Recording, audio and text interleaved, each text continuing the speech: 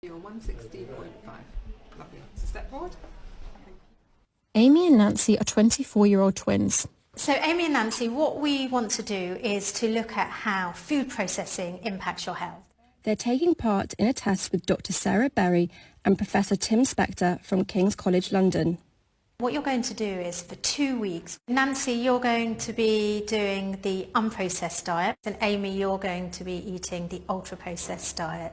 Then we're going to get you back here, and then we're going to do the same test again and look at how these different foods have impacted your health. The twins' diet will be matched exactly for calories, nutrients, fat, sugar and fibre.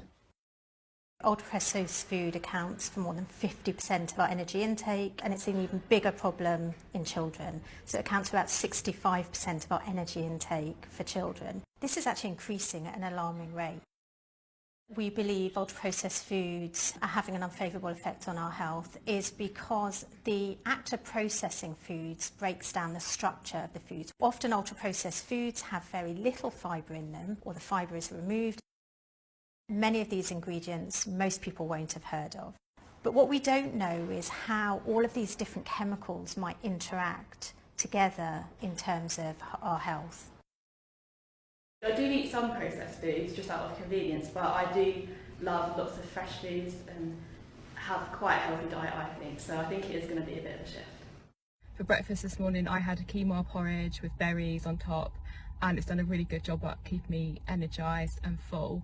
So it's the end of the day now, and I've got a bit of a headache, to be honest. So yeah, ending the day, still hungry, feeling a bit sort of rubbish, and yeah, a bit of a headache. Lots of the things that you've just described about your headache all point to the fact that you're probably having what we call a glucose dip, which is a dip in blood sugar that happens about 2 to 4 hours after people consume really heavily processed, refined carbohydrates.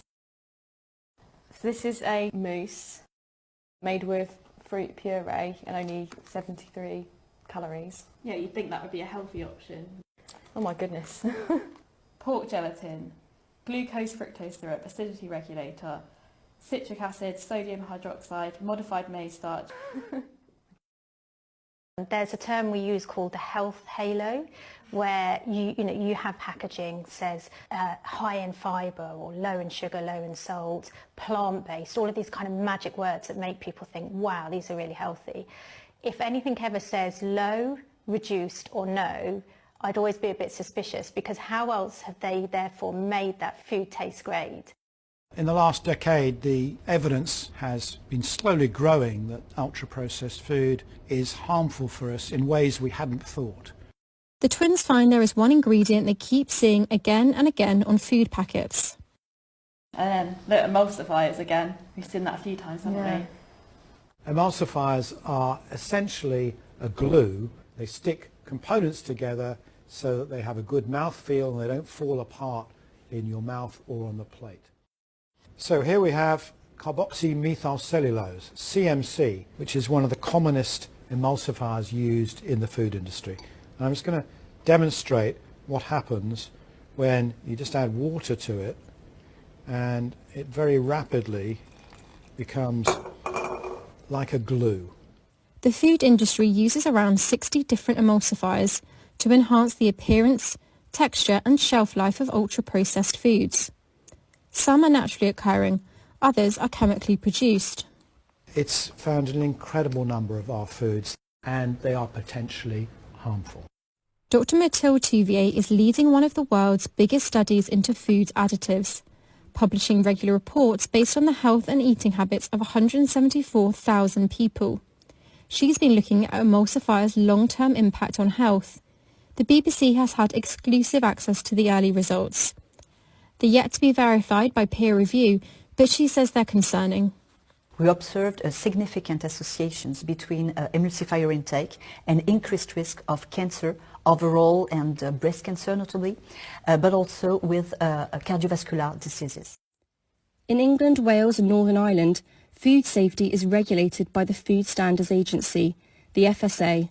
It says it's about to launch a public consultation on some emulsifiers. A spokesperson for the Food and Drink Federation said, "Food manufacturers take the health of consumers and safety of the food they produce seriously and adhere to the strict regulations. In the UK, all additives are independently and rigorously assessed for safety by the Food Standards Agency before they can be used in food. The results of the twins' test are now in. Amy, you were on the ultra-processed food diet. Your results were really quite different to your sisters. They were far worse. Your blood fat levels actually went up. Your lipids, which are markers of heart disease, they were increased. Your blood sugar was noticeably worse.